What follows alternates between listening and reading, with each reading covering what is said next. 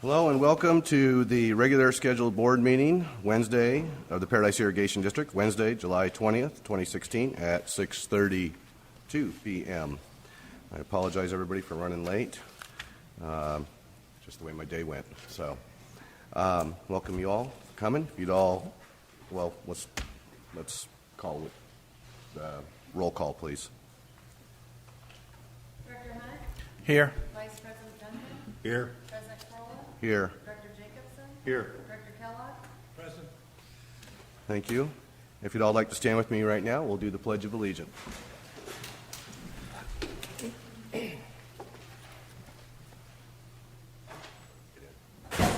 I pledge allegiance to the flag of the United States of America and to the republic for which it stands, one nation, under God, indivisible, with liberty and justice for all. Amen.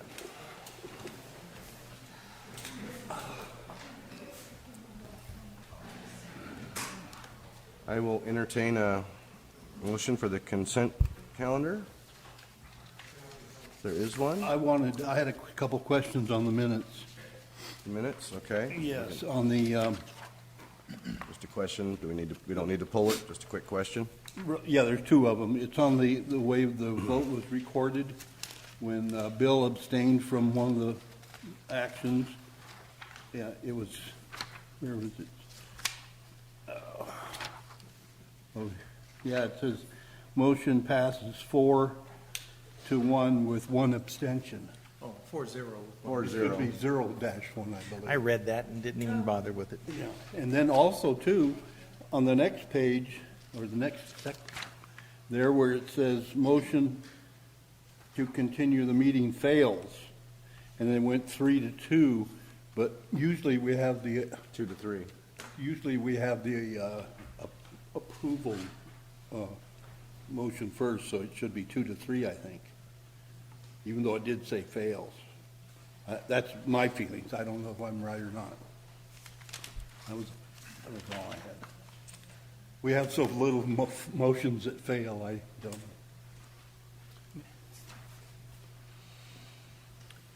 Well, we can make those adjustments. Is there anybody else that wants something pulled from the consent calendar, or do we have a motion to approve? I move we approve the consent calendar as amended. Second? All in favor, say aye. Aye. Aye. Aye. Passes 5-0 with the amendments. Public participation. Individuals will be given an opportunity to address the board regarding matters not scheduled on the agenda. Although the board cannot take action on any matter not on the agenda, comments will be limited to 5 minutes per speaker. Opportunity for public comment on agenda items will be provided at the time they are discussed by the board, with comments limited to 5 minutes per agenda item. Is there anybody from the public that would like to speak to something that's not on our agenda tonight? Ward? Yes, sir. Thank you, President Corolla and Board. This is not on your agenda. Let me call this Don't Shoot the Messenger.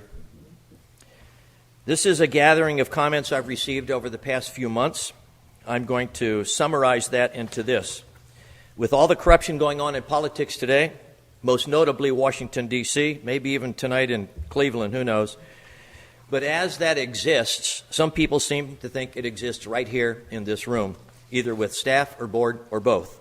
And that is primarily in regards to the fact that you refuse to consider any alternatives other a $15 to $20 million project to get the aluminum out of the water. For gosh sakes, if you stop using aluminum, you wouldn't have aluminum carryover. But here's the point. People now think that if you are so dead set against any alternative and are forcing us to pay more for water to support this company, to spend this money, it's because of corruption. Somebody's getting money under the table. And I'm sorry to say that. Don't shoot the messenger. I'm summarizing a lot of feedback I have received over the past few months. I believe George is a trustworthy man. I think Sepp is too. I've known Bill a long time. I don't make this comment personally, but there has to be some reason that you refuse to consider some of the alternatives. If you stop using aluminum, like some other treatment plant operators have done, you don't have aluminum carryover. In Philco Degremont, now known as Suez, refuses to build a treatment plant in this state because of the state's requirements for the problems caused by using alum or aluminum sulfate. Frankly, when other water companies take that to heart and won't do business, they'll sell filters here, they won't build a treatment plant here. It's got to be because there's a problem with the state and its regulations, and to force the people to support the cost of this additional plant to get rid of the aluminum when all we got to do is stop using it and consider something else. Let me remind you, when you go to the lecture up at the plant, you hear that it took 5 years after the place was built to figure out what the right configuration of chemical was to be able to treat our water. You got to remember, our water is incredibly good. It's hard to treat really good water, but there are alternatives, and frankly, it's time to put up. I think some people would appreciate in public or in press a very specific denial that there's no corruption with this board or with this staff. Thank you for your time. Thank you, Ward. Is there anybody else from the public like to speak to something that's not on our agenda? Hey there. Hi there. I'm Donna Viro. As I mentioned last time, I don't normally do public speaking, but hopefully this will get easier. I actually have 3 subjects I would like to speak on, and this is regarding the transparency of PID. The first is regarding the meter reading. I'd like to know how exactly that meter is read and what those numbers signify. Okay, that would be a question that you have to submit to the office, and they can give you a detailed report of how that works for you. Okay, because I'm finding that when I'm reading my meter reading on the first of each month, that my numbers are not coinciding with what my bill says. I may come up with a number of 472.40, but yet I'm being charged 473, so it's being rounded up. So I'm being charged for more than half a unit, but I didn't use more than half a unit. So that's one of the issues I would like to get answers to. The other issue is the breach of confidentiality that I noted last time. I did receive an apology letter that states that there was a problem, but I would like to know what entity does PID report to in regards to something like that. Once again, we can't comment on anything that you're asking us because this is You can't not on, even not- answer a question? Not on the agenda, but you can ask staff, and they will be more than happy to. If you come in, staff will be more than happy to answer your question. Okay, and I'd like to know if that was reported, not just an apology letter going out to the public. Once again, submit that to Okay. staff. They will answer your question. All right. The third issue is regarding use of PID vehicles on a weekend when they are not in uniform and obviously not working. On Saturday, July 9th, at Grocery Outlet, I have the license plate number. Obviously, an employee pulls up at 11:45 and leaves at 12:23 with groceries in hand. He was not in uniform. He did not have a PID shirt on. He did not have any type of a uniform, but yet he was using the vehicle on a Saturday. Even if he was on call, he should be using his own vehicle to go to the grocery store. If he gets an emergency call on his PID cell phone, then he can go get his truck and do what needs to be done. But for employees to be utilizing PID vehicles on their own time when they are not on the clock is unacceptable. And this talks to the transparency of PID. And a lot of people were wondering that day, why is he in that truck? And why is he utilizing a PID vehicle when he obviously is not in uniform? He had a black T-shirt, knee-length camo shorts, and socks and boots. So there was no PID logo on his T-shirt. It had just some psychedelic type thing logo on his T-shirt. So that's the other issue that I would be wanting to find out, why employees are utilizing vehicles when they're not on company time. We can find out what department that vehicle's registered to. If it was I have the treatment license plant or- plate number and Yeah, all. if you bring that into staff, they'll find out what vehicle that department is, what department that's registered to, and then we will get you the answer. Okay? I appreciate your help. Thank you for your time. Thank you, Donna. Is there anybody else that would like to speak to something? Lorraine? Lorraine Eagleson, good evening, board members. I have a request to make tonight. One of the issues that we're concerned about is the evaluation of the director and the chief financial officer, which is at the end of the agenda. And I just would like to make a request that you move that to the front of the agenda.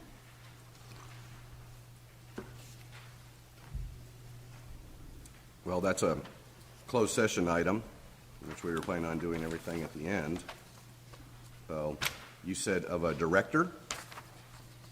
The evaluation. The evaluation of a director and the chief financial officer? Is It's of that- the general manager and the chief financial officer, Okay, the two. 15A and B is what I'm discussing. Just wanted to make sure we clarified there.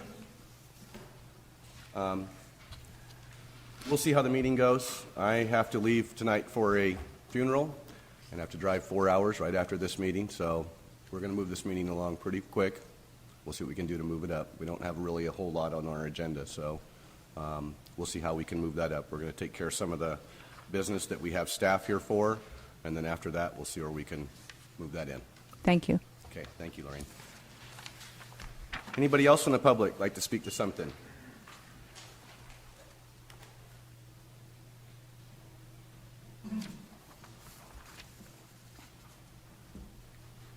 Bob Dickinson. I have a question and also a point of view of how come you cannot get your meetings from your notes from the meetings out before the next meeting. It goes on and on and on. It's real simple. You shouldn't have another meeting until the previous meeting is out in documentation. Well, we approved the minutes, and obviously Larry read them, so apparently it was out. They need to be online within a week or two of this meeting tonight. That's Right. only fair to the public so that they can see what's going on. You go on your site, you don't see that. Does anybody want to, this one I actually want to hear the answer to. Audio is available online, and then the board has approved the minutes before. Yeah, the audio. Posted. The audio, all you hear on the audio is some static on a YouTube video with no picture, no nothing. The minutes have to be approved by the board before they're posted. So they'll appear in the board packet the Friday before the meeting. Board meeting. Same time we get them, same time they're available to you. and then It's they'll be. very counterproductive to be, as a public, to be 6 weeks to 2 months behind on a meeting. Things are moving pretty fast over some of the situations right now, and we don't get anything on your website, other than a lot of this. If we post that information on the website and then it's not approved or has to be modified, then we've given out. Then you can put a quotation on the bottom, this all hasn't been notified. But we'd like to see what was discussed as a public. There's a lot of people that want to look at that can't make it to this meeting.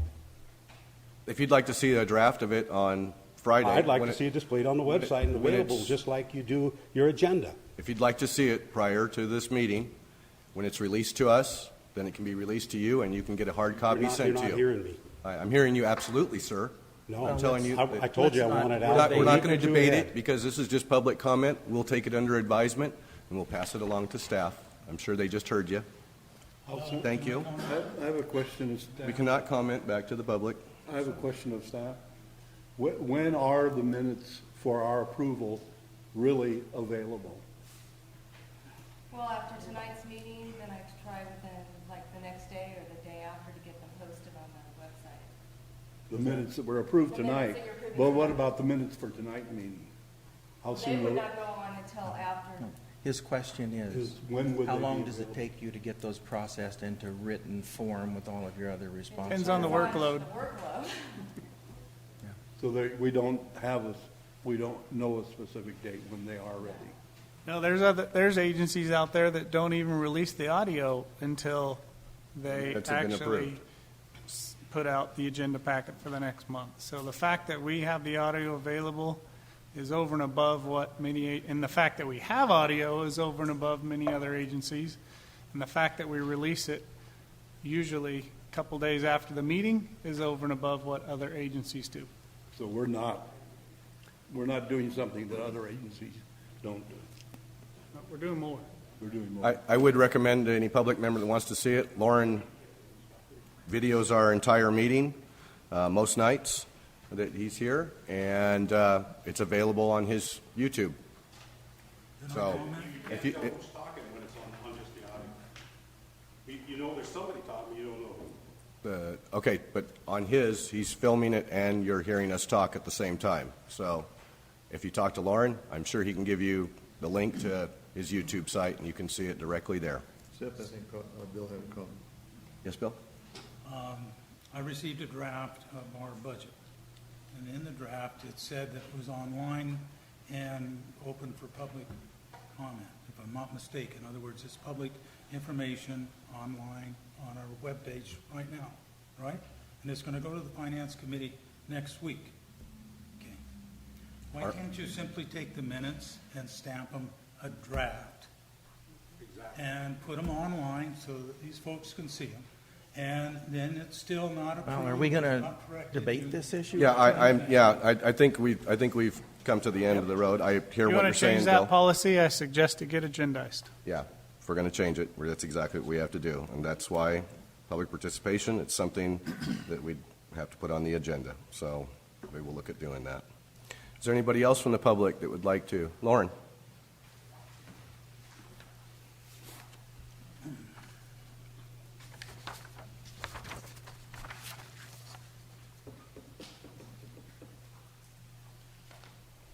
Thank you, Board. Lauren Harvey, been here since 1947. You all know that. I'd like to suggest, and I know you can't take no action on it now, but as you look out in the crowd, you'll see several silver-haired folks, and I'm among one of them. So I'm not saying anything bad. I'm just saying that's a good thing. But now that more people are getting interested for several reasons that we all don't need to say right here today, I feel like that it would be appropriate to run these meetings no more than 3 hours. If you got to hold another meeting in the month, then that's fine. But it's awful tough for people that have to get up in the morning and people that have to go to work to stay here till 11:30, 12 o'clock at night, as I have several nights, and as you have several nights, quite frankly. And I think we ought to think about dividing the time up. If we can't take care of business in, say, 2.5, 3 hours, then I think we ought to schedule another thing. It's actually not that much cost, and we've spent money on a lot worse things in the past. Thank you. For those of you in the public that are inquiring about that, we have a 3.5-hour time limit right now. Has to be voted on by the board if we're going to extend it. Or shorten it. He wants to shorten it. He wants to shorten it. I understood. Yeah, I understood what he was asking. Is there anybody else from the public that would like to speak to something that's not on the agenda? Not seeing any, I'm going to close the public participation part of this meeting, and we're going to move on to the approval of the checks for June. If we can start with Director Kellogg. I've got some. I'll be there in a minute as soon as Okay. I get to the right page. Would you like me to start the other end? I can do that. I'm starting at page 15, iPad, page 15. At the very top, there's a PG&E bill for $12,000. Is any of that for the Ingoglia, pumping water out of the Ingoglia Reservoir into the water treatment plant? I went back to where the checks are listed separately from PG&E, and I didn't see one marked for the Ingoglia Reservoir pumping into the water treatment plant. Filtration plant. Yeah, the filtration plant. Yeah, so part of that is for the filtration plant's power. Can we break it out? Well, you're looking at the main page when you go to the PG&E page, which is coming up. It's not broken out there. Yeah, it is. No, not by, no, Ingoglia Reservoir isn't listed. What page is it on? Yeah, Ingoglia Reservoir Filtration Plant. Yeah, filtration plant, right Fourth there. item Yeah, there. it's the filtration plant. Yeah, it's on there. It's not, okay. $7,260. Instead of pumping into the thing, it just says filtration plant. But there's electricity used by the operation of the filtration plant. I'm They're- talking about the pump, pumping it over into the reservoir. They're all 1 meter. They all come off of 1 meter. So there's not a separate meter for pumping out of Ingoglia Reservoir. There isn't a separate meter? No. Okay, I thought there was. No. And of course, Dustin's here, and I've got to give him credit for the $6,441.48 legal fees, which I've got a summary of by item, and I'm not going to go into that. I just think we're spending too much on attorney fees. And let's see, on page 16, 49603. Why don't you I've use, had- why don't you use the detail rather than the summary? Just, what's the vendor? Pardon? What's the vendor? PBM. P as in PBM. PBM Supply. It's a spray, they sell spraying equipment. 4-inch quick couplings with vacuum. What's the question? What was it for? It's the one for It's for, like it 103.57. says, it's a 4-inch quick couplers for the vac unit.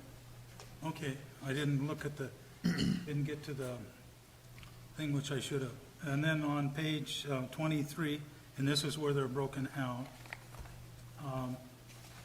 there's, let's see, vendor 01939, National Meters and Automation. We spent $3,000 on various meters, brass and so forth. Yeah, we were getting low on our meters, so we did a kind of a meter purchase, so 12 brass meters. So it's for inventory. Yeah, Inventory. 12 brass, 12 registers, and then 6. I'm not sure what size. But we bought 12 of probably the 3/4 and 6 of the inch. Okay, they're for inventory? For Inventory purposes for new connections or for replacements. Okay, something we want to have on hand, Yep. so we can move right away. It's pretty much our consistent stock on them. Then We on keep page basically that number. 28, there's, I'm trying to go fast for you, Seth. That's fine. Radiology You're fine. Construction. It's vendor number 2954, labor deposit, labor materials. What was that for? It's for a service. Yeah, I don't know what project they were working on, but that's It's a cash job, so so they give us a deposit, then we charge the labor and our materials against that deposit, and then whatever's left over. we're Okay, gonna so check back. we were charging them, not Charged them them charging us. Yeah. Yeah, we charged them On one deposit, we $5,200. charged them $3,774.48, and on the other one, we charged them $1,033.03. And so they gave us $5,200 and $1,350, so the net we gave back to them once the job was done. Okay. Western Tree Nursery, Sequoia, so two Sequoias and another one I can't pronounce. Same page. That was on the same page, it's vendor 2738. those Just are to trees finish for up the with your- corporation yard to meet our requirements of the town planting. That's what went up along here? Yep. And then the last one I have, and this is the last thing on page 29. It's vendor 2867 Zenner, Yeah. USA meter Firefly, 15,000. They're $100 a piece, I gather. Yep, And these are replacements. correct. Yes. And then below it has office equipment maintenance Yeah, so for 16,000. So what they do is, by them capturing our data and keeping our data off-site, that's the annual maintenance fee of them keeping not only that, but it keeps up all of our gateways, the software associated with the gateways, warranties all the gateways, and the software associated with all the Fireflies. Okay, so, It's an annual maintenance. right, but the 150 meters, later on in here, you've got a bar chart on that, where I don't know, I can't remember what it's on it exactly, but we're going through quite a few of these. How many meters have we replaced with Firefly so far? I haven't There- gathered up as I don't know if there's a total there, but there's a chart going back several months. Yeah. I think they summarize at the end of the maintenance report how many they've replaced at the beginning of the year and so Yeah. far this year. There's 3 years Right. back, I think. Of course, I'm the guy that voted against the automatic meters with the fear that this would happen. So we're going to be in the end, we're going to be in the couple of $1 million, I think. 10,000 meters, how many we have to replace in order to crack? 10,500 meters. And we would have run out of water last year if we didn't have them. I don't think so. I know so. Well, the first one I heard claim that. That's, I don't have any, oh, wait a minute, I do. The bank credit card, on page 33. Yep. Sustainable seed, 5 pounds of sustainable seed. What was that used for? $20 a pound? Got me on that one. Don't know. The company's located in Chico, and they specialize in vegetable seeds and flowers. Did we seed They any? don't sell much of anything else, but that's an expensive seed. My guess it's flowers of some I sort. think it was for flowers. But where did they go? I think we planted flowers up here. I don't know. Yeah, I think we did. I wasn't, I don't know, Jim knows exactly, but I do believe we did plant some flowers on that, on the berms up here. Turns out there's another thing, MSFT in capital letters. That's an office supplier of some sort. Who is it? Microsoft it is. It's Microsoft, and it's for licenses for our office products that the computer runs. Now everything, you don't buy Office anymore, you basically You can lease it or, yeah. subscribe to it anymore. On page 32, there's a couple others. It says, one of them says Portela Hotel Conference and Meeting, Yeah. $766. That was for me. I went down to the Aqua conference. It wasn't the full conference. I went down for the JPIA portion of the conference. I'm on the finance committee for JPIA, and then for the Aqua Finance Committee, which I'm on the Aqua Finance Committee also. Okay, so you were there a couple of days or something? Yep, it was 3 days. And that's what the one just below it is? The meat market, that was an odd one. Which one? Food for KFD, whatever KFD is. Kids Fishing Day. Okay. Native Nursery, 19 plants, $100. Native Nursery, 16 plants. I assume that's for the landscaping around the office? Yep. That's it. Somebody else can pick on you now. Director Jacobson? Thank you, Bill. I have not so much specific items, but in general, as I've been getting up to speed on the workings here and noticing the expenditures every month, I'm still a little puzzled why we go out of the town of Paradise for a lot of purchases. And I almost think that we should have a program that encourages the local vendors to participate, and possibly maybe we give them a small advantage, 10% or something like that, to be competitive. For example, on tires, going to CTW to buy a set of tires for a truck, where I actually did the research on that, and we can probably get the tires local from Les Schwab or the Big O tires for about the same price. And I know it's easy sometimes if you got an account set up somewhere, but I'm wondering if we couldn't, in general, make an effort to try and seek out local business and give them the opportunity to sell us these goods instead of going down the ridge.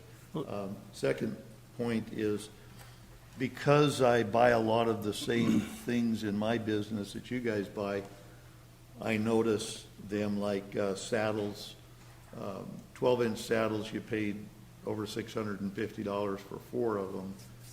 I can get them from Butte's Pipe Supply for less money, and so I'm looking at that. The one source, which is What page? you are on page 19, I believe. Let's see, 20 actually. It is, 20 CTW Tire Warehouse. Commercial tire. Yeah, there was, let me go back. Or, Groniker, that was the one. That might have been page 18. No, it was. yeah, I got it, 22. It's on 22, page okay, 22. thank you. 4 service saddles, C800, 12-inch for $633. 2. Yeah, I'm not finding it, but the point is I think. He's got his mouse on your screen. Okay, good, okay, thank you. Trying to get used to using my own machine here. Yeah. The saddles can be purchased cheaper, and I noticed also, I think it was Harrington Plastics, there was a purchase in there. I never buy anything from Harrington because they're real proud of their stuff, and I can go to McMaster Car, Granger, Port Thomas, Wingard, half a dozen other places. Sometimes you can only get a certain item at a certain place, so I get that, but I'm wondering if maybe we couldn't take a look at some of the suppliers that we've just for granted been buying from, because it's easy to reorder, and actually shop around or actually put them to the test and say, well, I can get this for $100 less over here. We'll keep buying it, but you got to match that price. I do that every time I pick up the phone and I place an order for something. I do my best to keep them honest, and if I neglect to do that, I notice the price just keeps creeping up, and finally when it gets out of line, my accounts payable gal says, Cliff, what's this? And I look at it and I go, wow, let me give those guys a call. So I'm just saying that two-pronged. One, I think we need to start looking at what vendors we're buying stuff from the standpoint of keeping it at home. And the other is, if we do have to go out, let's see if we can make sure that the vendor we're buying it from is one that gives us the competitive pricing.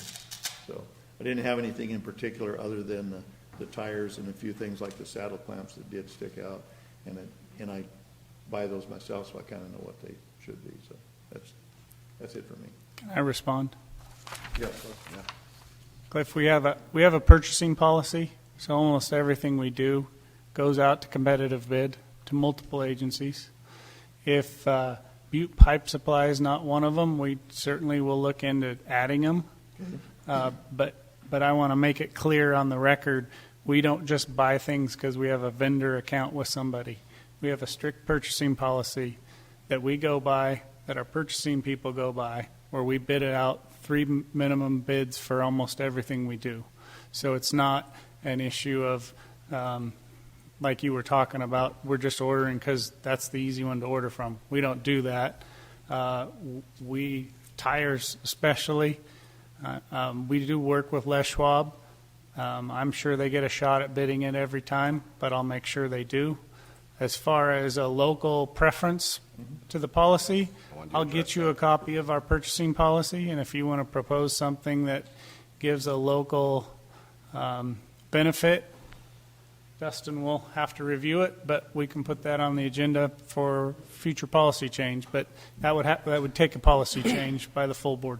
Great. Okay, so first of all, I didn't mean to imply that you were just willy-nilly buying at random, but sometimes if it's not a capital expenditure, I understand that the need, you need something and you got to grab it to do a repair job or whatever, or to replenish some depleted inventory. But and myself, I'm guilty of it as well, so I know that it can happen. And sometimes it's cost foolish to go through all of the motions to try and get competitive bidding on something that's not a capital expenditure. But if we just keep that in mind, that we can shop around a little bit, and we might be able to save. These little expenditures all total up to quite a bit at the end of the month, and it's easy to overlook them. But collectively, they could be a few $1,000s a month that we could save. Our policy requires that, certainly at certain thresholds, and we also get an annual audit, and our purchasing policy and how we purchase is part of what the auditor comes in and checks to make sure we're following the purchasing policy. Correct? Is that available to me on your webpage, or is that something you have to email me? Purchasing policy? Yeah, the purchasing policy. I'll get it to you. Okay. It's in the whole list, but I'll pull it out and send it to you. Okay, thank you. So legal, hold on just one sec. Legal, as far as giving a preference to an in-town vendor. Why don't we wait till it's an agenda item? Okay, I'll just ask a question. Yeah, let me have that. I'll review it. I'll bring it up. You got as a an question? agenda We'll see if George waves you off. When I first got on the board, John Heinke and I discovered we didn't have an account with Ace Hardware where you would get discounts on hardware. We were And electrical stuff is quite a bit of a discount if you go in and get your own account set up, which I'd done and John had done at that time, and then we found the district wasn't taking advantage of it. The district has since then. That was over 8 years ago when that happened. So I understand your concern. Thank you. Yeah, you can look at the purchasing policy, and then we'll see if we need to bring it up as an agenda item. Thank you. That's all I have. Perfect. Director Duncan, you're up. Well, they got most of mine. On page 24, NTU Technology, what is ProPack? That's our aluminum. Oh, that's the aluminum. Ooh, that's the one that we don't want to get. Okay. Wow. Okay. I was noticing on page 27, Thomas Ace Hardware, there's a lot of construction and maintenance supplies in this printout. Is this for a specific, I know no job is noted, but are they for specific jobs? There's quite a bit of it in here this time. That's why I was asking. I'll get a report back to you. I can't answer it. Okay. That's it, and all the others were asked. Thank you, Director Duncan. Director Hunt? I asked my questions previously this week earlier to staff, got my answers, and don't have any questions now. Okay, and you caught everything that I had, so I will entertain a motion. Entertain? Sure. Or retain? I move approval of general fund check numbers 49450 through 49616 for the month of June 2016, totaling $418,837.54, exclusive of voided check numbers 49450 and 49590, and authorization of a similar amount, allowing or adjusting for extraordinary budget or board-approved items during the month of July 2016. I'll second. Is anybody else? Any other comments from the board? I'll have the usual comment that these bills have all been paid beforehand. Thank you, Bill. Is there anybody from the public who'd like to comment on our approval of the checks? I have a question. Please step up. Has to be on the recorder. On the page 27, there was a space between the columns and the two words up top. One says payment date, the other one says payment number, description, and then the other two. Say none. They're just columns that aren't filled based on how the report comes out. You could fill items with those, but they're Okay, well, that's where it should have the job that they were used on. the jobs isn't captured inside of the accounting system. It's captured outside of the accounting system. Right, but you do have space columns there that you could utilize. It can be easily read for the public. Thank you, Donna. Is there anybody else that had a comment from the public about the approval?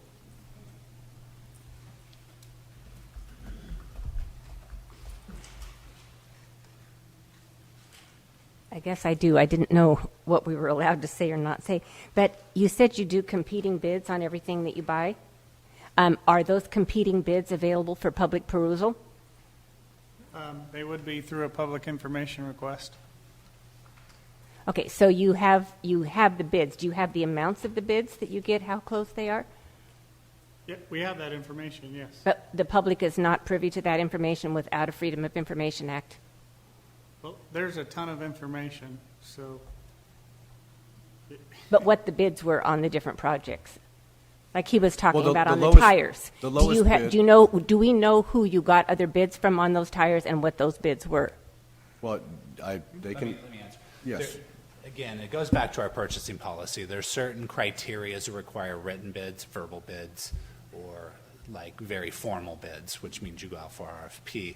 Some of the things, if they're $500 tires, a lot of times it's verbal bids. We ask them to note it, but it's not like we're going out for RFPs for tires for $500 and people are sending things back and then we're perusing those. So there's certain criteria associated with the dollar values of each purchase that we do based on the necessity for how much work we require a person to do to go out to do it.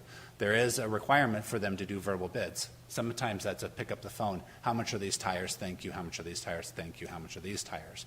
So those things, I'm not sure if there's documentation. So there's no written trail of all the On competing other bids things, you there get. is a written Certain trail. items. So it matters the dollar value of each one of those items. Are the dollar values of those in a written policy that we can Correct. examine? Yes. Okay. Yes.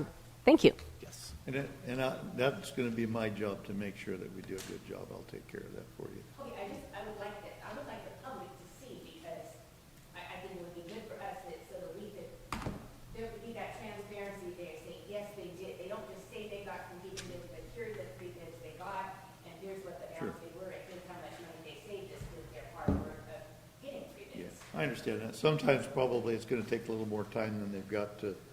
With the amount of things. All that, it's going to make it tough. The amount of things that we purchase per month, as you can see from the check register, that list would be an endless list, and we'd probably have to dedicate one person to doing nothing but that. That's So, why we have an auditor, too. if there's a specific item, though, that you'd like to know, then I'm sure they can bring that information up for you. So if there's a project or something that you'd like to see, then ask them, and they will bring it up for you. The fact that we're questioning it, it means we're looking at it, so we will take a look at it. Is there anybody? Lorraine? I notice that you are approving the checks that have already been written.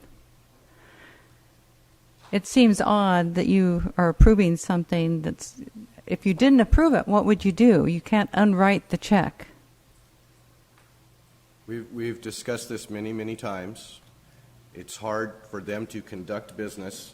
We would have to be here, to approve checks on probably 2 times a week. We would have to be here to approve checks. There are some things when that bill comes in, there's a certain amount of days that we get a discount if we prompt pay, and we don't have time to bring together the board to approve the check that's going to save us 5%. So it has been decided on boards previous to this board, or at least partially most of this board, that to allow them to buy up to a certain amount. There are certain things that if George has an expenditure that is over a certain amount, then they're going to call us in. It is something, he has a little bit of emergency power. If there was an emergency and it had to be spent, then he has that. But normally if there's anything that he has to purchase, he will call us together, we'll have a special meeting, and we will then approve it. So is there a dollar amount that fits any of these categories where you would actually want prior approval? We have definite requirements for that, Lorraine. And you were asking, and I'll send it to Cliff, but if you go to our website and you go to our document library, we have our policies and procedures, and Chapter 12 governs our procurement policy. So if there's a $100,000 expenditure, I can't just approve that. In fact, if you want to know my limits, I can approve up to $10,000 for a normal business item and up to $25,000 for pipeline related. That was 5 for normal. Was it 5? 5 for normal. 5 for normal, 25 for fixing pipes, etc. So Good, I'm glad you clarified with the 5. I thought, when did we go from 5 to 10? Yeah. So, yeah. the 10 went to 25. Yeah. That's what. Right. That's where it threw me 5 to off. 25 for an Yes. emergency. And if that's available to me, I'll just get it. You don't have to send it to me. Okay. Then I guess the next question would be is if there is any of these checks, if you're in the approval process, what if you came to the point where you didn't approve it? Well, to date, and I've been on the board for 6+ years, I've yet to see one that looked so abnormal or didn't have a reason behind it why the money was spent that I could possibly think that. I don't think there's any member of the board, Cliff kind of excluded because he's just here, but that has ever seen a check that couldn't be explained or why it had to be done. And if it was a large check, it was definitely explained as we had a Pearson Road blow up, or something like that. Mm-hmm. Those are when you see those types of big checks, and they are done under emergency procurement. Okay, thank you. Thank you, Lorraine. And it is a very common practice for agencies of our size. Yes. Thank you, George. Anybody else from the public that would like to speak to the approval of the June checks? Going once, going twice. Not seeing any more. I'm going to close the public participation part of this. Going to come back to the board. All in favor? In fact, I'm going to do a roll call vote. Since we had so much discussion on this, we're going to do a roll call vote on it. Georgianne? Director Hess? Yes. Director Duncan? Yes. Director Jacobson? Approved. Director Keller? No, because when I first got it, the first 2 years I was on the board, we didn't pay in advance. That was changed then. President Corolla? Yes. Motion passes 4-1. Director Kellogg being, I've been on 14 years, and we've always done it this way. Director Kellogg being the no vote on there. Thank you. Old business number 5, we have none. We're going to go to new business. We have item A. You can see Mr. Martin in the crowd out here. Bill, if you'd like to get up and to the podium. And Manager Barber, if you read your packet, this is pretty straightforward stuff, so it shouldn't take too long. And then if you have any questions for Bill, he's up there to answer them. Yeah, it's simple. There's a request to move a capacity fee from one location to another. They're both owned by the same people. I completely support their request, and their request is well-written in writing, and I'll answer any questions and let Mr. Martin make his presentation. Board members, was there anybody who had a question for Mr. Martin? I had one. How big was the bear? The bear? The bear. The bear that I saw the other day. Yeah. It was pretty big. Yeah. They are around, huh? Well, thank you, board, for hearing my request or listening to what's going to be my request. Our company, WLM Construction, Inc., we acquired a property up here on Clark. It's 5.5 acres in total and 3 parcels. And the largest parcel is 4.5 acres. It's right across the street from CMA Church. That property has 2 residents on it, an older single-family home, and it has a mobile home. And those 2 the 2 residences ended up on the same parcel because of a lot line adjustment that was done by the previous developer. And we acquired the property. It's owned CC. We're looking at different alternatives for commercial development on it. The mobile home on the property is very old. When we acquired the property, we didn't want to displace the tenants until something solid was in place as far as a development. The tenant in the mobile home gave us notice that she's going to move somewhere else.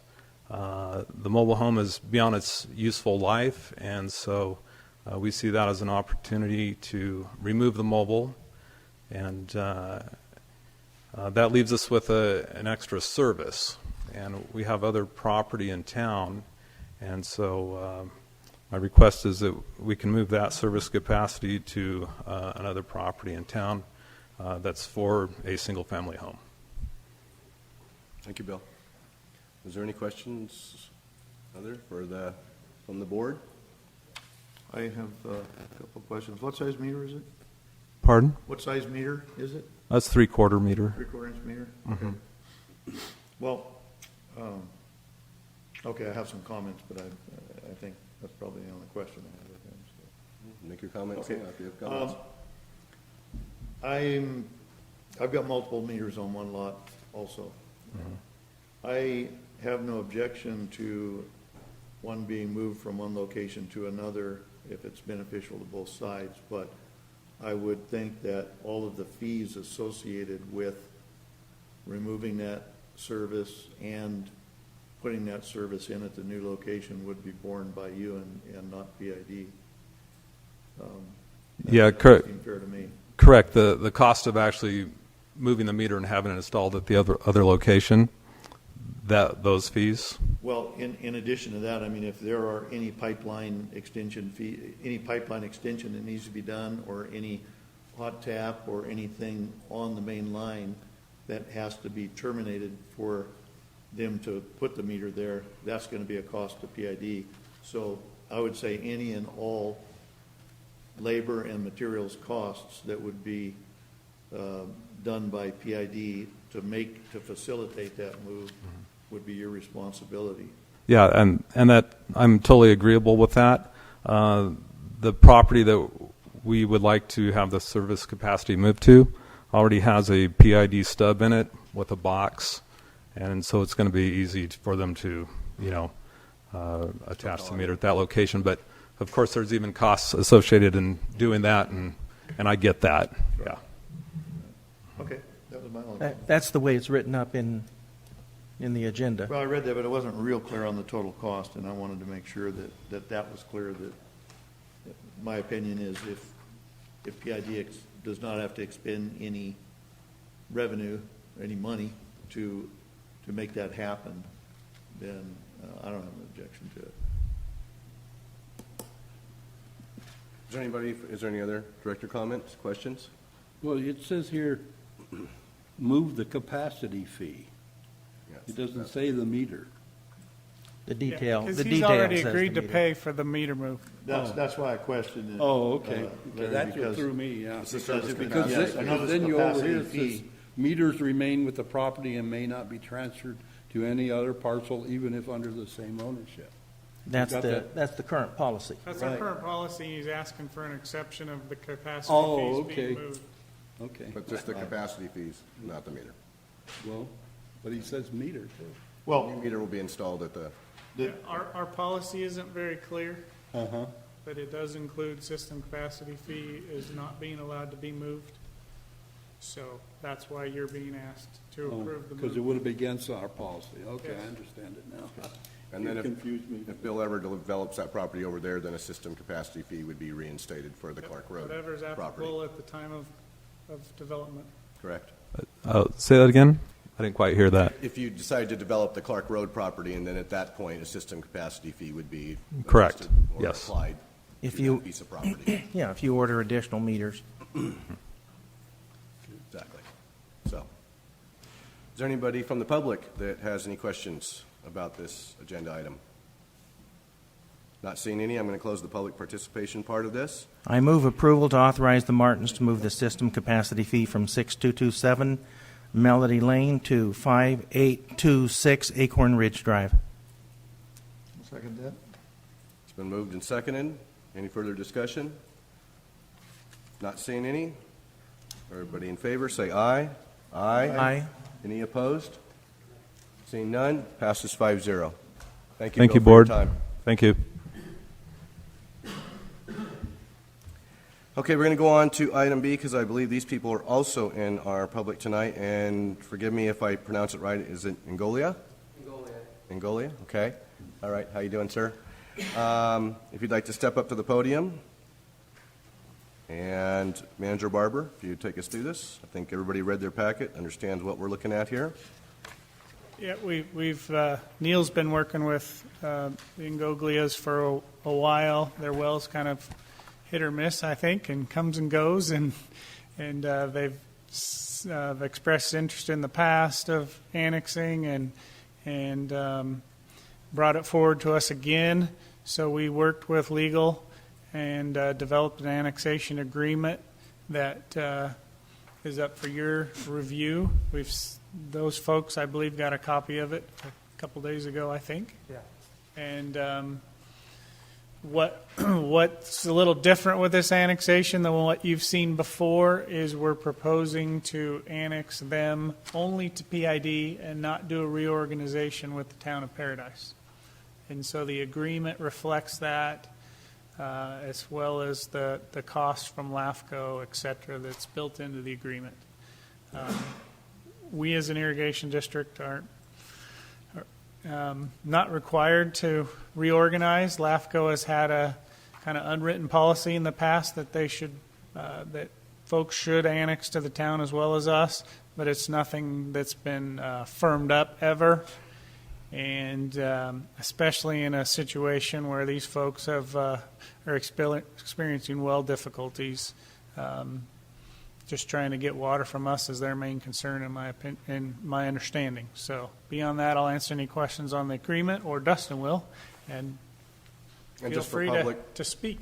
Just for public notice, there is a tap. We have a water line very close to their property and Yes. easy to tap for service. So we're not running any extra pipeline or anything else. We have an available pipeline right there. By doing the annexation, we won't have the problem that we have with the others, where we have a contract and they're not in our district, right? Yeah, if we did a contract with them, it would only be for short-term emergency purposes. The other two out-of-district agreements that we have predated LAFCO, and that's why we've been able to continue them on. To try and do a new one for anything other than short-term, I think LAFCO would not be happy with us. Right. And I bet you can this is confirm the that. right way- I'm saying this is the right way to go. Well, I have a question, George, because I don't quite understand it. I thought that our borders were coincidental with the town borders, our service area. So if they're not going to become a part of the town, are we still going to be able to expand our service area border there? Yes, that's what I'm saying. And in the past, have we, twisted the screwdriver and told the people that they have to also petition the town to get into the town limits? No, I've tried to be upfront with every person that considers annexation that the requirement from LAFCO, or the unwritten policy of LAFCO, is to reorganize and get services from both us and PID. That we think that they could annex to us alone if they wanted to. Oh, then they make the decision. And they made the decision. Okay, and that's the same thing going on here. Yes. I think you said services from both us and PID, but I think Us and the town. Us and the town. Us and the Okay. town, sorry. I think that's what I just heard, so make sure that's clear for the record. Question, can they vote for directors if this goes through? Yes, Okay, yes. good, okay. Yeah, I they're- thought they could, but I just wanted to. They're a full member of PID once the annexation is completed. I'd like to get some clarification, possibly from you, George, as well as from Dustin. I know there are some legal requirements for fire protection and pipeline agreements, and I'd like to know legally how that weighs out, and whether or not there are hydrants, or whether or not, because he is being served by PID water, that there's a requirement for fire hydrant protection within a certain distance from his residence, and how we're dealing with that. I'll take a shot and you can correct me. PID works with the town of Paradise for fire protection, but PID is not a fire protection agency. We have not put that in our charter of things we provide or do. We cooperate with the town of Paradise in expanding main lines to improve fire flow, in adding hydrants, etc. But our policy as a district is we're not a fire suppression district. Therefore, we have no responsibilities for that, for an annexation like this. And I understand that, but as you know, on my parcel, that's exactly how I ended up in the situation that I ended up in, was because previous owners were able to install water without fire protection within an adequate distance, and then I ended up having to take care of that issue. And we got some mitigating issues, but the single point here is that if he were considered within the town of Paradise for fire protection, and there's not a hydrant that is within the correct the correct linear footage to his primary residence, then the town is at some point in time going to have an issue with that. And then part of his recourse would be, well, they gave me the water anyway, so it's not my responsibility. So I'd like to know that if we authorize this, that we're not doing something that is going to cause a rift between us and the town of Paradise for any future development there, or if they decide that they want to annex it to the town of Paradise, and he says, yeah, to get the water, I'll go ahead and do that, then it's going to have to come back to us, because now we're going to be talking about fire protection too. So I want to make sure, one, we're not getting into a legal situation here. Well, before you jump, I'll let him give the opinion, but we tried to make it clear to them what their options were. I can't guarantee that the town of Paradise won't object at LAFCO, and I can't guarantee that the county of Butte won't object during the LAFCO proceedings. So if we give our approval, it's contingent upon final approval from the town of Paradise? From LAFCO, which takes in information and comments, and Larry can speak to it better, from entities like Butte County and the town of Paradise. If, and I'll let Dustin speak, but if that's the case, I would like to see this amended to include some verbiage about fire protection in there one way or the other, so that it's clear to all the parties, if that's a requirement, whose responsibility that will be to make sure that that happens as a condition of approval. We can do that. I don't know that that's necessary, though. First, the LAFCO process, all you're contemplating tonight is submitting an application to LAFCO, and then they process it. That's a public process, and as George said, the town could submit comments, objections, anybody else, the CAL FIRE or whoever's providing the fire service there. So we're not guaranteeing a successful outcome to that process. All we're doing is saying we will apply and attempt in good faith to get you through the process.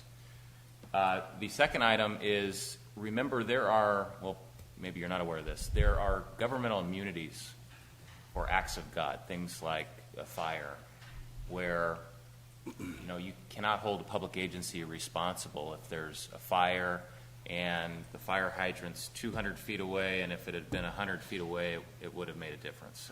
Well, no, don't get me wrong, Dustin. I'm not saying that we want to try and make sure we cover our butts. I'm just saying we want to do the right thing to begin with. And if, well, let me ask you a question, Joe. Right? How far is the closest hydrant from PID from your residence right now? I'm guessing it's about. Well, our property is a quarter of a mile. Well, when I say our property, we had one piece of property at one time that was a quarter mile wide and a half a mile long going over the Feather River.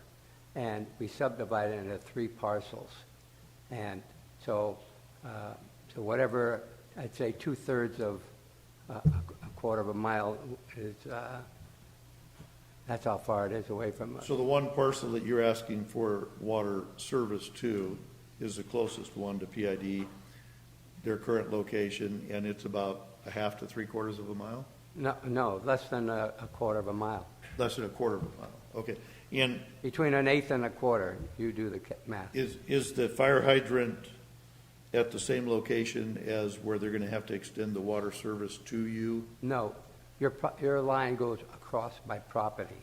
Okay. Did we not do a line connection between Stark and Billy Road Extension a few years ago that increased pressure? I know we did the one between Crandall, or maybe it wasn't Crandall, but we've Feather River Place that went down into the some work backside in the of area, Stearns. but the question Cliff's talking about is whether a hydrant's there or not, and I can go look at our map and see if there's one. That would be up to fire protection. But ultimately, since CAL FIRE took over our fire protection, they're CAL FIRE. So anything in California is basically Why they may not object. is basically their coverage. So town, county, none of that has jurisdiction over anymore. It's all state of California. So basically, we don't care if there's a hydrant close or not. Well, I'm sure we care. The town would, but I'm sure we care, but unfortunately, they have to want the CAL FIRE has to care. We try to be clear that we're not a fire suppression district. That's because we don't have a lot of hydrants. We don't have a lot of big hydrants. And if you follow fire code laws, and depends on whether it's county or in a city or et cetera, they could be looking at every 300 to 500 feet to install a hydrant. That's why we're not going to take on that responsibility, because the expense would be enormous to provide that service to everybody equally. And that is CAL FIRE's responsibility. Is there any chance in the future you're going to want to add additional water service to these other parcels that you had? Ones I don't own. Okay, there are 3 parcels. One starts at Stark Lane, and that's with me and my partner, Dr. Doug Anderson. Then he owns the next third of that frontage, and then I'm on the last third near Mountain View Trees. And a few years ago, I don't know when it was, but your line was on the town of Paradise. If you go up Mountain View Road from the right side of the road east, that's my property, and you went into about 15, 20 feet onto my property with a pipe, the new pipe. That's when we did that connection extension, right? It's right in, it's on my property already, Yeah. the pipe. Okay. Thank you. Question? Call for the question. I was going to say, I think you're asking it what I'm We thinking haven't you're made a asking. motion, have we? No, No. we're going to need a motion here. Is there anybody else from the public that would like to speak to this? Lauren, You want me to walk up there? please. Thank you.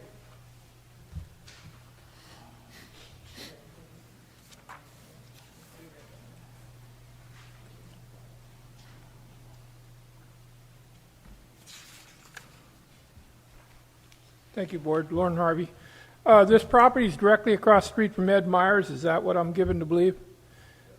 I have to ask Joe. Myers, yes. Myers is the one with the big drive-through front porch in the front of it. You're right straight across the street? And Myers. Yes. So I believe he was the one that had the hose across the street from one property to the other about 4 years ago or so. But that doesn't concern me near as much as I just want to make sure it's not an island.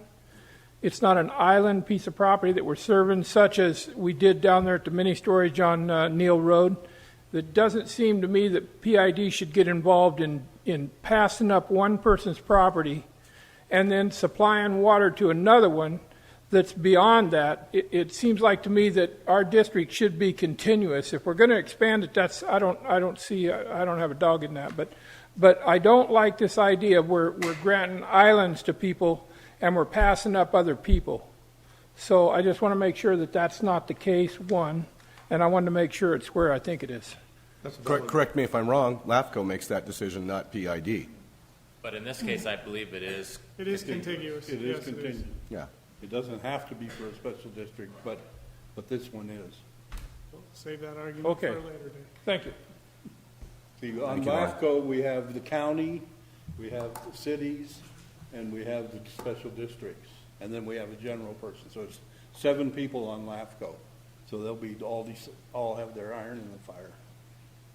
Okay, he mentioned about a hose from Myers' property. Yeah, we ran out of water, and I had the well checked, and It's okay, Joe. look at this. Can I submit something to you? I don't think we trust you that your wells. Well, it says that, We trust you that your well's going dry. yeah, it's half a gallon a minute, and it goes dry, and then I got to wait, several hours, half a day, and I get a bunch. I've got a 6,000 gallon holding tank just because I knew that was going to happen, or I found out that was going to happen. I didn't know it was going to happen. Then I'm also pulling water off my roof. I got a long roof, and I've been filling up a green 400-gallon tank, and then I take a filter on that, and I put it in. That goes into that 6,000-gallon holding tank. From there, it goes to the house, and I have a filter in front of that. So I'm in a bad situation. I think we're all good, Joe, that we know that your well's going dry. You're Joe, not. if you can bring a copy of that by the office, I'd like to add it Give it to to the. you now. Okay. Because I have another copy. Okay, because I want to add it to the application to LAFCO. Joe, you want to stop by tonight and take a shower? I'm Some close. laundry, whatever's necessary. Last comment was a valid point. We want it. Let me ask you real quickly. Sure. So I understand this line goes past a property that's not being served and yours also. Is that other parcel developed? Yes, Dr. Doug Anderson. And they have a well and they don't They have a need- well, and there's wells keeping them afloat, but And not we me. contacted them to see if they wanted to join. At one point they did, but now they don't. So, okay, so I mean, it would benefit us if we're serving him. We do have the capacity there if this other parcel wants to pay the installation fees and tie into that. We have capacity to serve them both? Yeah, and they'd have to annex also. Okay, all right. Okay, thank you. Is that it?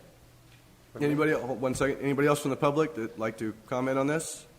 Not seeing any, I'm going to close the public participation part of this. Directors, any other questions, comments for Joe while he's up there, or Manager Barber, or any other member of staff? Your name, I keep getting an email with your name on it. I know. Relative information. Not seeing any from the board. When's the next LAFCO meeting? We meet on the first Thursday of each month. I don't know when this will go before LAFCO, but we Has to meet be on submitted. the first Thursday of each month, which is the what, August? That's okay. We've got a calendar they can see. I move approval to authorize general manager to execute the proposed annexation agreement with Joseph and Arlene, Ingoglia. I'll second. That's pretty good. Second. That was the correct pronunciation of it. It's been moved and seconded. Any further comment? Not seeing any. All in favor say aye. Aye. Aye. Any opposed? Not seeing any. Passes 5-0. Thank Thank you. you, Joe, for taking the time Thank tonight. you very much. Thank you, George. Thank you, sir. Thank you. Okay. Kevin, I'm going to ask you, is there anybody here on the private placement loan? No, just me. Okay, just you? No, you don't count. The other part, that I assume there's nobody in the other two items, C, Might D, and ask E? about E. I don't know. The transmittal of delinquent water charges. Is there somebody here? I don't know. Ask. Is there anybody here in relationship to item 6E, transmittal of delinquent water charges to Butte County, that wants to speak to that issue? Not seeing any. Okay. So, per the request that we had earlier, I have no opposition to that. Once the people that were here, we got them out of the way. Is there any reason why we cannot move into closed session right now and take care of that business? Nope, just a couple things. Remember, we open it up for public comment on the closed session before we convene in the closed session. The second is on the performance evaluations. Just a reminder, I tell you this every year. We can talk about the merits of performance and the merits for a change in compensation, but you can't talk about the actual numbers in closed session. Correct. That, in addition, we don't have it agendized tonight because my understanding, and staff can correct me, but they're not requesting any We have change. no request. Kevin or I have no request for compensation changes. Okay. So we're just doing the performance evaluation. Coming out of closed session, we're just going to be able to say that the performance evaluation was completed. And on the other items, if you also want to do those, While we're in there. yeah. Well, the litigation, we're just going to, advice was Yeah, going to let's do them all. We're in there. Yeah, that's what I'm saying. We're going to do that. Right, So, we got the property. but I get the feeling that people want to hear what the performance evaluation was. Well, they'll never get to hear that. So, because it's a closed session item, we're not going to give them an evaluation or a report on the evaluation. Am I correct in that? As we wouldn't with any other employee. Yes. So, I think they were concerned whether we were going to give them a salary increase. yes, And but it's there's no wages being discussed tonight. Not an agenda item. So if the public, if you have some questions that you'd like to ask us prior to going into the closed session on the performance evaluations or any other items C or D, you can do so, and we'll note them down, I'm sure, but if you're looking for some kind of answer as to what those evaluations were, you will not be receiving those, and I just want to make that clear before we go in. And there will be no discussion, as you heard from legal counsel, about wages or dollars or anything else having to do with salaries or benefits or anything else. Well, you just about covered everything that I wanted to talk about. I had reading your mind there, Lorraine. Okay, but my question is, I'm glad to hear that they're not going to be asking for a salary increase. When we were out soliciting signatures for the recall, we encountered not only the public, we encountered employees of PID. And one unique experience that I had was it wasn't somebody coming up to sign, they were actually passing by in a vehicle and had a red light, and I happened to be standing there. And we had just this brief conversation. Well, it wasn't so brief because, you know, the signal lights stay longer now. However, they said the one complaint that they had is they had to take a 5% cut in their salary. Now, I hadn't heard that. I had heard a variety of other things, and I had never heard that before. And so my request would be if management is able to take lower-level personnel and give them a 5% cut because of the crises that we've been in, I would suggest that that would be a considerable statement to the community, not just not taking a raise, but taking what they offered up to the employees that they manage. Thank you. Thank you, Lorraine. By the way, that wasn't on point. We're not here to discuss wages. It's just the evaluation and property. Exactly. So we got to keep the public comments to that so we can go. Yes. Anybody else that had a public comment about the 4 agenda items in the closed session? Not seeing any? Can I just make a clarification on that point, though? Yeah, I'm going to. I'm going to close the public participation part of this right now for the closed session items. George, please. We highlighted all the employee concessions. So management came forth with those concessions. Kevin nor I asked them to, or required them to make a cut, just to be clear with that. Kevin took a furlough time. I gave up my company truck. I had to go out and buy a truck. I have to pay insurance on it, etc. So we all had different concessions, but every employee gave up a little something. Where's that truck now? It got sold, $25,900. We advertised it for sealed bids, and it was sold. I don't think we bought it for about that amount of dollars. We bought it 3 years ago. I think it was right around 30. Yeah. Wasn't too bad of a loss for 3 years. Most of us in the private sector can't do that. Okay. We are going to adjourn right now to closed session. We will come back out and let you know what our decisions. The closed session, items A and B, the performance evaluations of the general manager and the chief financial officer were completed. Item C, direction was given to legal counsel on that. And then item number D is actually item number 14, and you will hear that in just a second. I believe one of us has a motion to make on there. I make a motion to approve the purchase and sale agreement with Sierra Pacific Industries for APN number 065-530-039 plus easements, and authorize to the general manager to execute necessary documents and contract within L&L Surveying.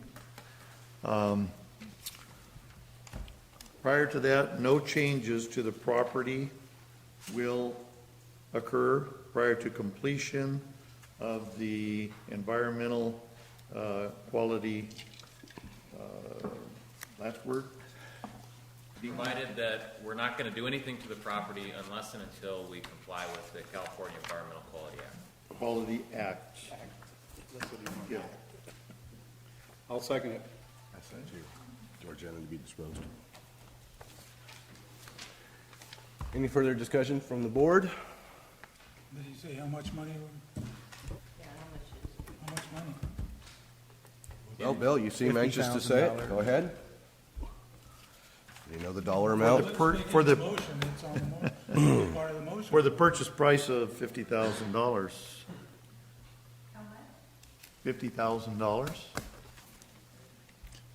Would you like, Mr. President, do you want me to explain it to the public? Yes. Yes. Would you like an explanation of what piece of property we're looking at buying? I wish I had a bigger picture. This is Boat Launch 1 up at Paradise Lake. We currently, when people go to boat there, they're parking on Sierra Pacific Industry property.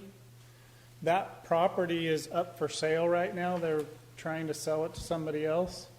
So we're purchasing 3 acres to preserve our option or our ability for people to park up there. If they do sell it, or we didn't complete this sale, we could easily spend close to that amount of money, possibly, who knows, on legal fees trying to defend our right to continue to park there, and it would only be limited to exactly what we've been doing in the past. So what we're doing is trying to protect our recreators' ability to continue to boat at Paradise Lake. Without this acquisition, that's at risk. Not only This that, also there's a big issue of liability. Currently, if vehicles park there and go to our boat ramp, and there's an issue related to their parking, there's a potential that we could be liable for that.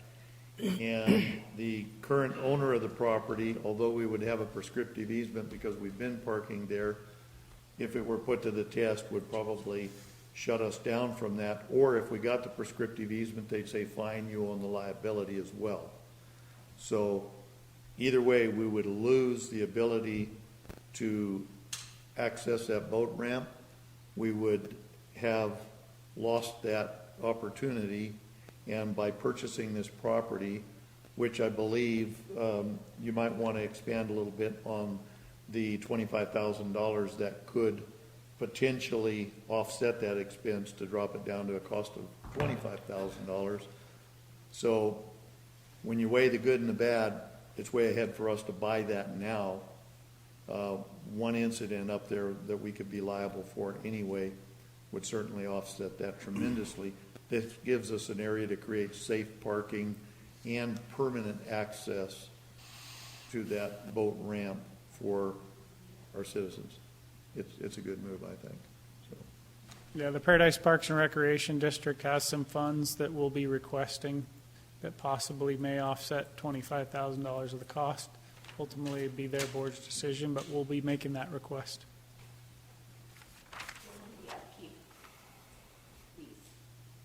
Pardon me? What will be the upkeep fees on that property? We're not going to do anything to it. Nothing. Piece of woods. It's the same piece of property that people have been parking on forever. So we will just... What are the associated fees in addition to the purchase price? There will be Is there approximately 12, I believe, $12,000 to $12,000. $14,000 in survey fees to perfect that parcel. Correct. That would be done prior to close of escrow and us obtaining the ownership of the property. And the ongoing fees, not much other than No whatever property the properties, taxes. no property taxes. So No recording it's fees. it's undeveloped property. The only thing that I think would be put on there at this point is leveled gravel, trees removed, and safe parking for citizens that want to gain access to the boat ramp. You're welcome. Thank you, Jenny. Okay. Any other comment from the public on this? Not seeing any. I'm going to close the public portion of item number 14, real property negotiations. Members of the board, any other further comment that we did not do in closed session? Seeing none. No, I think I should make a comment. Are you sure? No. Me either. But, you know, this is a situation that has developed over years and years and years of just use of the lake there. Paradise Irrigation District, long time ago, decided to provide recreation uses. Part of that was a boat ramp, and the boat ramp has been put in, and then it's been taken care of, and it's been kind of remodeled and fixed up a little bit better. But a couple years ago, we were looking at putting in another boat ramp up further north of the one that's there, and we're successful in getting a $450,000 grant from the state to assist us with the expenses. But then as we looked at that further, we were going to be having $400,000 or $450,000 in our own expenses in order to get that. So it was going to be almost $1 million project, and we decided we just could not afford that. So we have this dirt road that leads in off of Kootalink, and we have no access on that road except for just common use. But in reality, we have no legal access to the boat ramp.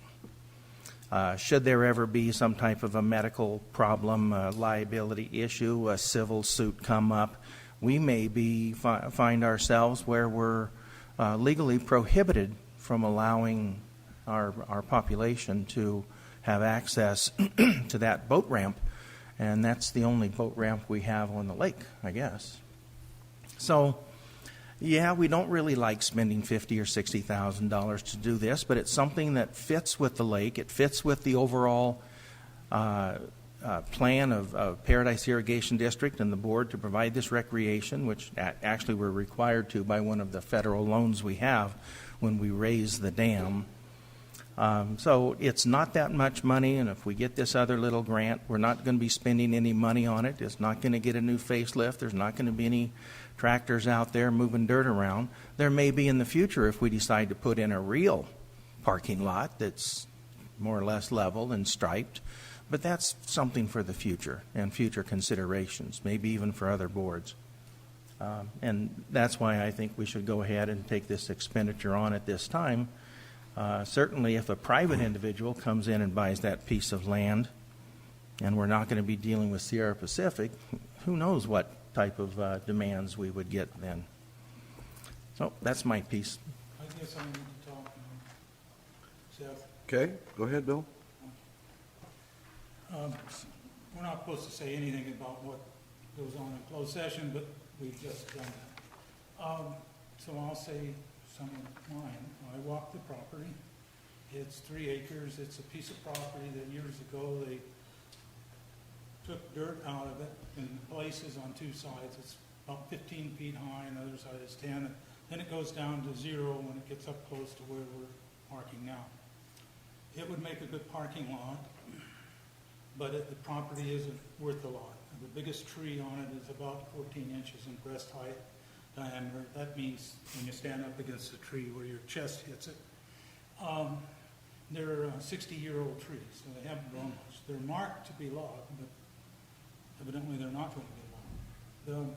The cost will come up later. The biggest cost will be in clearing it and fixing it up for an actual parking lot. That is not proposed, it's just to buy the property. And I felt that with the financial situation we find ourselves in right now, that we should secure the easement down the road from Sierra Pacific and tell them we'll be back in a couple of years for this 3.5 acres, because I don't think anybody's going to be in a rush to buy it. Just because it is very poor, there's no soil in there, nothing is growing well, the brush, everything else. Trees away from the cut are normal trees, 40 to 50 inches breast size diameter. Healthy, strong trees. In the cut, they're not. And so that was my position on this purchase. I'd like to make one additional comment. If I weren't a board member and I were able to buy that for $50,000, because it does have a boat ramp that's now mine, I'd put a house on there and sell it for a big profit. You're not buying the boat ramp. You're not Nobody buying else the would boat have ramp. access to it except me. The boat ramp belongs to So essentially, you would have a boat ramp? Yes, I would. Okay, yeah. I'd have exclusive use to your boat ramp. No, you wouldn't, because the district owns the boat ramp. Okay, well, that point's not being made, Yeah, so. so the I- people who want to fly in with a helicopter and land on the boat ramp, they would have access to it. Okay, we got 2 minutes left. Okay, so, yes, we're at our time limit coming up here, and that's about how much more business we've got. I'm going to entertain a motion. Was there any other comments? You got the motion.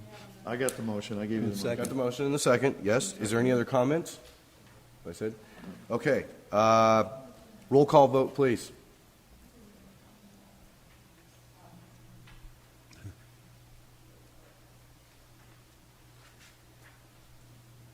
Director Hutt, Yes.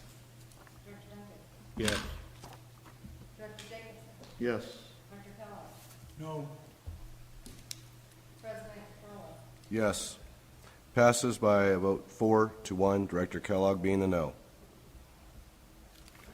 Okay, we're going to go back to items 6, C, D, and E. We need a motion to continue to handle those. Oh, Because we won't do them in 3 minutes. No. Yes, we won't. So, I move that we extend the meeting, do I have to say how long? Just say to handle those 3 items. To handle these 3 items. To handle these 3 items? Right. C, D, E. What 3 items? C, D, and E. Okay. New business. Okay, in new business. Need a The second? motion to second. Do we have a second on it? Second. Okay. Then, all in favor of continuing the meeting to finish items 6, C, D, and E, say aye. Aye. Aye. Any opposed? No. Okay. That passes by a vote to continue the meeting, 4-1, Director Kellogg being the no on there. Okay, go. 6C. So this was brought to you guys before about 6 months ago to reset the rate with the current borrower that we have, which is City National. They declined to reset the rate after we had discussed it with them based on our current financial position. So what we did was we went back out to the street to look to see if there was anybody out there that wanted to refinance the whole debt. We found one lender, and it happens to be that we found it all was a perfect kind of storm in a way, because we found a lender that was interested, but also the BREDX hit, which meant that it dropped the basis points of new debt down about 30 basis points because people were pulling money out of the European side and looking to pop money into the domestic side. So we were able to find somebody that was willing to give us 2.42% interest rate on the remaining portion of the debt. The reason why it's coming to you is there is fees associated with going forward with this. The biggest one is the bond counsel. So I wanted to get concurrence of the board to go forward with this. The savings over the life of the debt is about $281,000, and I'm not sure if we'll ever find 2.4% over that term for 12 years again. That seems really great. So, but the approximate cost of bond counsel is about $25,000, which we will have to spend to get this deal done. So There's a 1% prepayment penalty. there is a 1% prepayment penalty that is associated in the new debt amount. So it's all calculated in the new debt amount, and that's based on the old bond or the old documents associated with the debt. That we Ultimately, though, we saved $280,000 included in that number. So all those fees associated with that are all included in there. No money is necessary. No money is necessary, right? No money out. No, we don't need to push any money out. Right. And this is what Kevin does. And I remember you'd brought this to us and told us there's the likelihood of this ever finding this person that would want to loan us money is we found very unlikely. So thank you, Kevin, for doing that. I move we authorize the refinance of the current debt under the 2008 private placement loan through Capital One Bank and for an approximate total savings of $281,000. $281,407.85 over the remaining term of the loan. Second. Okay, it's been moved and seconded. Any further comment from board? Public, do you have any comment? Jenny Ryan, what's the remaining term? 12 years over 2.42%. It's up there on the board there, Jenny. I think she's wanting to know what the remaining term is a current loan and what we're refinancing. So the current loan was 12 years at 4.65%. It was original term was 20 years, and the new term is 12 years, the remaining term of the old debt at 2.42%. Yeah. Good? Pretty typical rate today in the bond market. Thanks, Seth. Unfortunately, there wasn't a whole lot of people that were out there willing to do it for us. Thank you, Jenny, for the question. Anybody else had a question?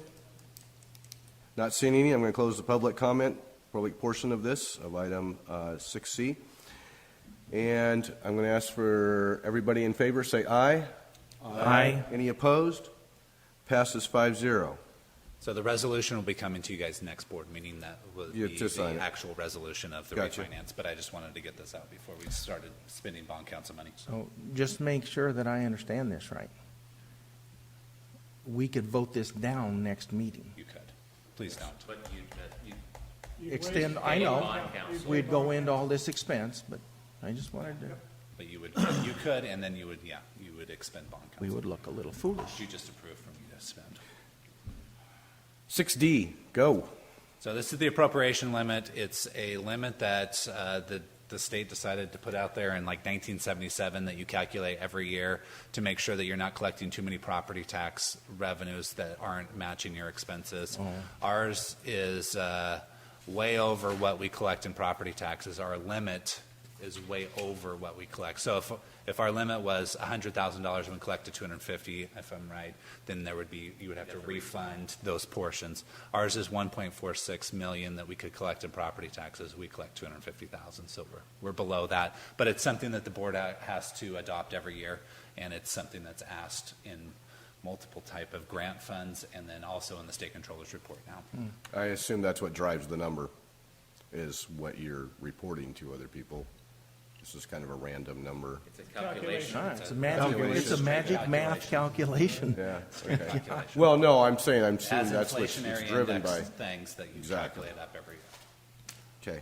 I move we adopt PID resolution number 2016-15, establishing the appropriation limit of the district of $1,466,083 for the fiscal year 2017 pursuant to Article X 13B of the California Constitution.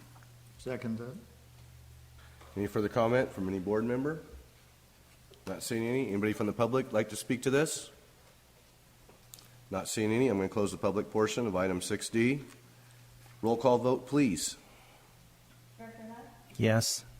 Vice President Duncan? Yes. Director Jacobson? Yes. Director Kellogg? Yes. President Corolla? Yes, passes by a vote of 5-0. Transmittal delinquent water charges. Butte County Treasurer, this is a pretty much no-brainer that we do every year. So, But, Oh, but I know. Justin, why don't they put names on these? because it's driven by the APN.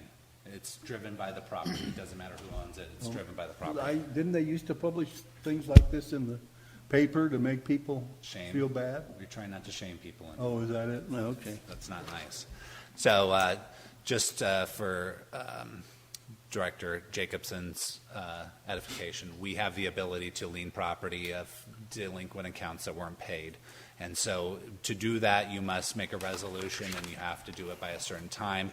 But if the people come in and pay before the actual attachment of that amount to the property, then it's taken off of the tax rolls. But we have to do this every year at this time to make sure that we are collecting. So if we have no bad debts, so all debts will be collected one way or another. The tax collector actually refunds us the money even if they don't collect the property taxes.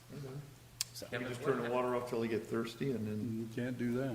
What happens if the customer pays after we've transmitted to the county? we don't collect on that amount, so they have a free and clear thing. So you refund whatever.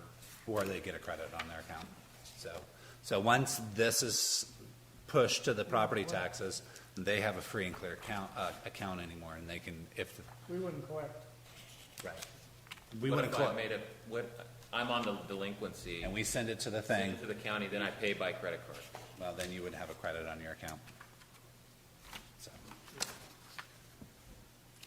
And you'd still owe the money to the county. but if you have a sealed meter and it goes to the property tax, and you call up and go, come unseal my meter, your meter's unsealed. Thank you for the clarification. Any other comments by the board, questions? I see the smallest bill is $20 that somebody We has. do this every year, so it's a pretty no-brainer for us. Anybody from the public like to comment on item number 6E? Not seeing any. I'm going to close the public portion of the item 6E, transmittal delinquent water charges. Roll call vote, please. No, we have to make the motion first. Oh, did someone not make, I'm sorry. Right. Yeah, it is. I move adopting 3 o'clock PID now. resolution number 2016-16, transmitting delinquent water charges to the Butte County Auditor Controller for enrolling on the 2016-17 secured property tax roll. I'll second. Roll call vote now, please. Director Hunt? Yes. Vice President Duncan? Yes. Director Jacobson? Yes. Director Kellogg? Yes. President Corolla? Yes. Passes with a vote 5-0. Well, we only voted to extend the meeting to complete items 6C, D, and E, so you get no board recess. Committee reports were none. General manager's report and legal report, staff and billing report, treasurer's report, and director's comments are now off the table. If you have any comments or any questions for them, I suggest you send an email to George, but not to all directors, by chance. And they will do those. Cliff, you did have something, and that was in relationship to... This is in relationship to twin tunnels. Yeah, exactly, but I don't think it was on, was it on the agenda? I mean, No, we didn't get it on the agenda. No, we did because not. you missed the Too time. late. I was going to Okay. wait until Dustin spoke on it, and then I was going to give him my 2 cents. So, would you like to hold this until next meeting? Dustin talk. Put it on the agenda now. I'm gonna, Yeah, why don't we do that? Let's hold it till next meeting, and I'll then give you those to review. And then we can we'll do that. hold it on the next meeting. One. Pass one out to everybody. one, and one more. Thank you. And we'll give one to George over there. it's just These are handouts for us, Cliff? What's that? These are handouts for And us? Dustin. Those are Oh, that's handouts. mine, sorry. Thank you. It'll be agendized next. And there's no copyright on these. I was okay to make copies. We can plagiarize You made them? these? I made those. We can plagiarize them then, huh? I know, Yes. really. Just for Dustin's Call Donald. clarification, no copyright. I was told I could make copies, so I did. Public document. Donald's wife might want to write a speech based on this. Okay. Thank you all for coming. Is there anything else? This meeting is adjourned. Have a great week, folks.